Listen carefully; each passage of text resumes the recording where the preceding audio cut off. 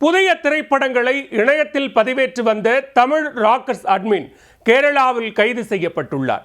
திரையரங்கிற்குள் camera வைத்து தனுஷின் ராயன் படத்தை video எடுத்தவரை போலீசார் பிடித்துள்ளனர்.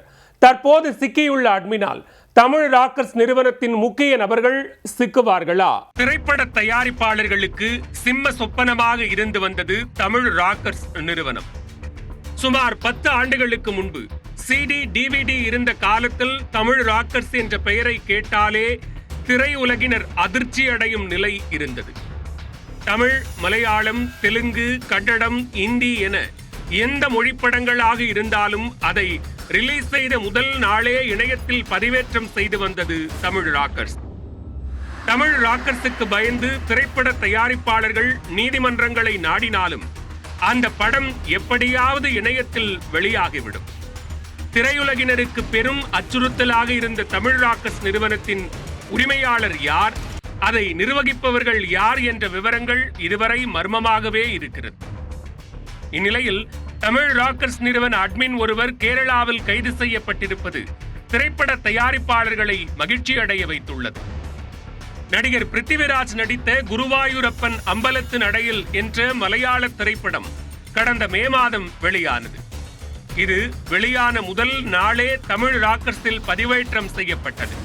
இதனையடுத்து அந்த படத்தின் தயாரிப்பாளர் சுப்ரியா மேனன் கொச்சி சைபர் கிரைம் போலீசில் புகார் அளித்திருந்தார். அந்த புகாரின் பேரில் தமிழ் ராக்கர்ஸ் நிறுவனத்தைச் சேர்ந்த நபர்களை கேரள போலீசார் தீவிரமாக தேடி வந்தனர். இந்நிலையில் மதுரையைச் சேர்ந்த ஸ்டீபன் ராஜ் என்பவரை கொச்சி சைபர் கிரைம் போலீசார் கைது செய்துள்ளனர். கேரள மாநிலம் திருவனந்தபுரத்தில் உள்ள ஏரியஸ் தியேட்டரில் தனுஷ் நடித்த ராயன் திரைப்படத்தை ஒருவர் செல்போனில் பதிவு செய்து கொண்டிருந்தார்.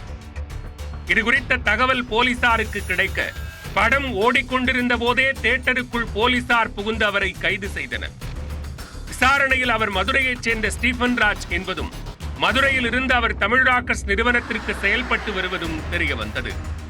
அவரிடம் நடத்தப்பட்ட விசாரணையில் திரையரங்குகளின் இருக்கைகளில் சிறிய அளவிலான கேமராவை வைத்து முழு படத்தையும் ரெக்கார்ட் செய்தது தெரிய வந்தது. மேலும் இணையத்தில் படங்களை முதல் நாளிலேயே பதிவேற்றம் செய்ய பல லட்சம் ரூபாய் ஸ்டீபன் ராஜ் கமிஷனாக பெற்றதும் தெரிய வந்தது. தமிழ் ராக்கர்ஸ் அட்மினாக ஸ்டீபன் ராஜ் இருக்கிறார் என்று கொச்சி போலீசார் தெரிவித்துள்ளனர். தனுஷின் ராயன் படத்தை ஸ்டீபன் ராஜுடன் சேர்ந்து 12 பேர் வீடியோ மற்றும் ஆடியோ எடுத்துள்ளனர். அவர்கள் அனைவரும் ஸ்டீபன் ராஜின் கீழ் பணிபுரியும் நபர்கள் என்றும் ஸ்டீபன் ராஜ் பிடிபட்டதும் அவர்கள் தலைமறைவாகிவிட்டதாகவும் போலீசார் தெரிவித்துள்ளனர். ஸ்டீபன் ராஜை 5 நாட்கள் போலீஸ் காவலில் எடுத்துள்ள கொச்சி போலீசார் தமிழ் ராக்கர்ஸ் குறித்து மேலும் பல விசாரணைகளை நடத்த முடிவு செய்துள்ளனர். ஸ்டீபன் ராஜ் எந்த இணையதள முகவரி மூலம் தமிழ் ராக்கர்ஸுக்கு படங்களை அனுப்புகிறார், அதன் சர்வர் எங்கே உள்ளது, தமிழ் ராக்கர்ஸை நிர்வகிக்கும் முக்கிய நபர் யார் என்பது போன்ற விவரங்கள் அடுத்த கட்ட விசாரணையில் கிடைக்கலாம் என்று திரையுலகினர் எதிர்பார்த்துள்ளனர்.